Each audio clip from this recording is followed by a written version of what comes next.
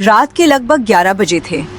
Highway number 27 पर ट्रकों की आवाज लगातार गूंज रही थी। सड़क के किनारे एक पुराना लेकिन मशहूर ढाबा रोशनी से चमक रहा था। बोर्ड पर लिखा था मुरली हाईवे ढाबा। अंदर तंदूर की आग जल रही थी। दाल और मसालों की खुशबू पूरे माहौल में फैली हुई थी। ढाबे के बीच खड़ा था एक आदमी, मोटी मूछें, कड़क आवाज, सफेद कुर्ता, गुस्से से भरी आंखें। उसका नाम था मुरली यादव। ओए छोटू, ग्राहक खाने आए हैं या तेरे मामा के घर बैठे हैं? जल्दी रोटी दे। अभी लाया मालिक। मुरली भाई, थोड़ा हंस भी लिया करो। खाना खा चुपचाप, मुफ्त में कॉमेडी नहीं मिलती यहाँ। पूरा ढाबा हंस पड़ा। लेकिन तभी ढाबे के बाहर एक चमचमाती काली बाइक आकर रुकी। सबकी नजर उधर चली गई। महंगा सूट, हाथ में बैग। वो धीरे धीरे ढाबे की तरफ बढ़ा। लगता है कोई बड़ा अफसर आया है। लड़का ढाबे के अंदर आया। उसने पूरे ढाबे को ध्यान से देखा। फिर उसकी नजर मुरली पर जाकर रुकी। दोनों कुछ सेकंड चुप रहे। फिर लड़के ने धीरे से कहा, कैसे हो बाबूजी? अर्जुन? 8 साल बाद उसका बेटा वापस आया था, लेकिन मुरली के चेहरे पर खुशी कम, गुस्सा ज्यादा था। पढ़ाई खत्म हो गई, इसलिए वापस आ गया। विदेश में नौकरी नहीं मिली क्या? मैं यहाँ रहने आया हूँ। ढाबे में बैठे सभी लोग एक दूसरे को देखने लगे। बाबूजी, आपने ढाबा अभी तक वैसा ही रखा है। क्यों, तुझे शर्म आ रही है? मैं बस कह रहा हूँ, इसे और बड़ा बनाया जा सकता है। ये ढाबा है, होटल नहीं। लेकिन अब लोग एसी रेस्टोरेंट पसंद करते हैं। जिसे खाना होगा वो यहाँ आएगा, जिसे एसी चाहिए वो शहर जाए। अर्जुन समझ गया।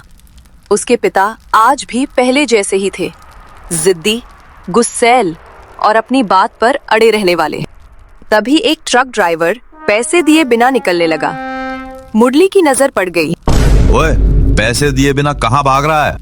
कल दे दूंगा मुरली भाई। तेरा बाप उधार छोड़ेगा यहाँ? पूरा ढाबा फिर हंसने लगा। लेकिन तभी अर्जुन ने चुपके से उस ड्राइवर का बिल भर दिया। मुरली ने ये देख लिया। बहुत अमीर बन गया है क्या? उसके पास पैसे नहीं थे। ये हाईवे है बेटा, यहाँ दया से नहीं हिसाब से काम चलता है। अर्जुन पुराने स्टोर रूम में गया। कमरे में धूल जमी हुई थी। पुराने बर्तन, पुरानी लकड़ी की कुर्सियां और दीवार पर टंगी एक पुरानी फोटो। अर्जुन ने फोटो को गौर से देखा। उसमें मुरली एक छोटे बच्चे के साथ मुस्कुरा रहा था और उस फोटो के नीचे लिखा था, मेरा बड़ा बेटा करण। बड़ा बेटा? ये कौन है? ये तो मैं नहीं हूँ। अर्जुन की आंखों में सवाल भर गए, क्योंकि उसके पिता ने कभी करण के बारे में बताया ही नहीं था। और शायद मुरली के गुस्से का असली कारण भी वही था। सुबह के 5 बजे थे। हाईवे पर हल्का कोहरा फैला हुआ था, लेकिन मुरली हाईवे ढाबा में काम शुरू हो चुका था। तंदूर जल रहा था, चाय उबल रही थी और छोटू नींद में टेबल साफ कर रहा था। हे भगवान, ये ट्रक वाले सोते कब हैं? काम कर, सुबह सुबह कविता मत सुना। मुरली हमेशा की तरह गुस्से में था, लेकिन अर्जुन पूरी रात सो नहीं पाया था। उसके दिमाग में सिर्फ एक सवाल घूम रहा था, करण कौन था? अर्जुन धीरे धीरे बाहर आया। उसके हाथ में वही पुरानी फोटो थी। बाबूजी, ये कौन है? मुरली अचानक रुक गया। उसकी नजर फोटो पर टिक गई। कुछ सेकंड तक वो बिल्कुल चुप रहा। फिर उसने गुस्से में फोटो छीन ली। तुझे ये कहाँ मिली? स्टोर रूम में। जिस बात का पता नहीं उसमें दखल मत दिया कर। लेकिन मैं आपका बेटा हूँ, मुझे पूरा हक है ये पूछने का। तो बेटा बनकर रहे, सवाल पूछने वाला जज मत बन। अर्जुन पहली बार डर गया। उसने अपने पिता को इतना बेचैन पहले कभी नहीं देखा था। मुरली फोटो लेकर अंदर चला गया, लेकिन अर्जुन समझ गया, करण का नाम ही मुरली के गुस्से का असली कारण था। कुछ देर बाद ढाबे पर एक लाल रंग की कार आकर रुकी। उसमें से एक लड़की उतरी। कंधे पर बैग, हाथ में फोन, चेहरे पर कॉन्फिडेंस। वो सीधे ढाबे के अंदर आई। एक चाय मिलेगी? यहाँ चाय के साथ डांट भी फ्री मिलती है। क्या क्या कहा तुमने? कुछ नहीं बहन जी, थोड़ी देर रुको, मैं बनाता हूँ। तभी अर्जुन वहां आया। दोनों की नजरें मिली। आप यहाँ नए हो? हाँ, और ये ढाबा मेरे बाबूजी का है। लेकिन आप कौन? मेरा नाम मीरा है और मैं हाईवे के पुराने ढाबों पर एक डॉक्यूमेंट्री बना रही हूँ। वैसे आपके पिताजी काफी फेमस हैं। मैंने रास्ते में आते जाते कई ड्राइवर से सुना। फेमस या डेंजरस? मेरे हिसाब से दोनों ही हैं, फेमस भी और डेंजरस भी। तभी मुरली वहां आया। उसने मीरा को देखा। फिर वीडियो बनाने आ गई? आपका इंटरव्यू चाहिए। मुझे फेमस नहीं होना। लेकिन लोग आपकी कहानी जानना चाहते हैं। लोग खाना खाएं और निकल जाएं, वही काफी है। मीरा मुस्कुराकर चाय पीने लगी, लेकिन जाते जाते उसने अर्जुन से धीरे से कहा, तुम्हारे पिता कुछ छुपा रहे हैं। मुझे भी ऐसा ही लग रहा है। रात होने लगी। ढाबे पर भीड़ बढ़ती जा रही थी। तभी बाहर कुछ लोग आए। सबके चेहरे खतरनाक लग रहे थे। उनके बीच में था बलदेव सिंह, हाईवे का बड़ा होटल मालिक। ओ मुरली! ढाबा अचानक शांत हो गया। मुरली धीरे धीरे उसकी तरफ मुड़ा। तू यहाँ क्या करने आया है? आखिरी बात समझाने आया हूं। मैंने कहा ना, ढाबा नहीं बेचूंगा। तो पूरे हाईवे पर मेरे होटल हैं, बस तेरी ये पुरानी दुकान बीच में कांटा बन के खड़ी है। तो मैं क्या करूं इसमें? तेरा जमाना चला गया मुरली। और तू अभी जिंदा है, यही तेरी किस्मत है। तेरे इस छोटे से ढाबे से कुछ नहीं होगा। मुझे दे दे, मैं इसको बड़ा रेस्टोरेंट बना दूंगा। माहौल अचानक तनाव से भर गया। अर्जुन बीच में आया। देखिए, लड़ाई से कुछ नहीं होगा। ओह, विदेश वाला बेटा, अपने बाप को समझा दे, वरना ये ढाबा ज्यादा दिन नहीं टिकेगा। इतना कहकर बलदेव वहां से चला गया, लेकिन जाते जाते उसकी आंखों में साफ धमकी थी। मैं तो तुझे मेरा ढाबा नहीं बेचूंगा। तुझे जो करना है कर ले। उस रात अर्जुन उसके पिताजी के रूम में गया। वहां पर अर्जुन को और एक फोटो मिला। उस फोटो में मुरलीकरण और बलदेव साथ खड़े थे और मुस्कुरा रहे थे। बलदेव और करण एक दूसरे को जानते थे। फोटो के पीछे लिखा था, दोस्ती जो कभी नहीं टूटनी चाहिए थी। अर्जुन समझ गया, करण की कहानी सिर्फ परिवार की नहीं थी। उसका रिश्ता बलदेव से भी जुड़ा हुआ था, और शायद इसी वजह से मुरली आज तक गुस्से में जी रहा था। रात के 1 बजे थे। पूरा ढाबा बंद हो चुका था। सिर्फ हाईवे पर दौड़ते ट्रकों की आवाज सुनाई दे रही थी। अर्जुन अभी भी पुराने ऑफिस में खड़ा था। उसके हाथ में वही फोटो थी। मुरली, करण और बलदेव तीनों हंस रहे थे, जैसे कभी बहुत अच्छे दोस्त रहे हों। लेकिन आज मुरली और बलदेव एक दूसरे की शक्ल तक देखना पसंद नहीं करते थे। अर्जुन के मन में सवालों का तूफान चल रहा था। बाबूजी मुझसे कुछ तो छुपा रहा है। तभी पीछे से आवाज आई, जो ढूंढ रहा है वो तुझे नहीं मिलेगा। अर्जुन पीछे मुड़ा। दरवाजे पर मुरली खड़ा था। उसकी आंखों में गुस्सा नहीं था, इस बार सिर्फ थकान थी। मुझसे क्या छुपा रहे हो बाबूजी? कुछ बातें जितनी दबी रहें उतना अच्छा होता है। लेकिन ये करण कौन था? करण तेरा बड़ा भाई था। बड़ा भाई? हाँ बड़ा भाई। तू बहुत छोटा था जब वो घर छोड़कर चला गया। लेकिन क्यों? अर्जुन की आंखें फैल गईं। क्योंकि वो मेरी तरह नहीं बनना चाहता था। करण हमेशा बड़ा आदमी बनना चाहता था। उसे ये छोटा ढाबा पसंद नहीं था। उसी समय बलदेव हमारी जिंदगी में आया। बलदेव उस समय एक छोटा बिजनेसमैन था, लेकिन उसका सपना था पूरा हाईवे अपने कब्जे में करना। युवा करण बलदेव के साथ खड़ा था। दोनों नए होटल के नक्शे देख रहे थे। ये ढाबा पुराना हो चुका है करण, हम यहाँ बड़ा होटल बनाएंगे। लेकिन बाबूजी कभी नहीं मानेंगे। एक दिन मान जाएंगे या फिर मजबूर हो जाएंगे। इस वजह से करण और मुरली के बीच कभी कभी लड़ाइयां भी होती थी।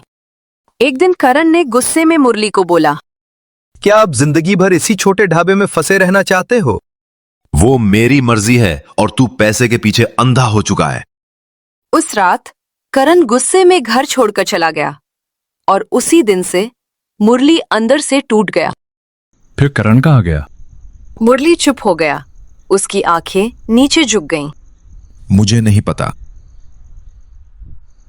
क्या मतलब? क्यों नहीं पता? उस रात के बाद वो कभी वापस नहीं आया। क्या आपने उसे ढूंढा नहीं? पूरा देश छान मारा, लेकिन वो कभी नहीं मिला। पहली बार अर्जुन ने अपने पिता की आंखों में आंसू देखे। एक ऐसा आदमी जो पूरी दुनिया से लड़ सकता था, लेकिन अपने बेटे को खोने के दर्द से हार गया था। और बलदेव? करण के जाने के बाद वो बदल गया। बलदेव ने धीरे धीरे पूरे हाईवे पर होटल खोल लिए, लेकिन मुरली का ढाबा उसकी आंखों में हमेशा चुभता रहा, क्योंकि वही ढाबा उसे करण की याद दिलाता था। दूसरे दिन बलदेव फिर ढाबे में आया। छोटू बलदेव को देखकर डर गया। मालिक, बलदेव फिर आ गया। बहुत समय दे दिया मुरली। मैंने भी बहुत बार मना किया। कल सुबह तक ये ढाबा खाली कर देना, और अगर नहीं किया तो? तो फिर जबरदस्ती करनी पड़ेगी। पूरा माहौल तनाव से भर गया। मुरली धीरे धीरे आगे बढ़ा। ये ढाबा मेरे बाप की निशानी है।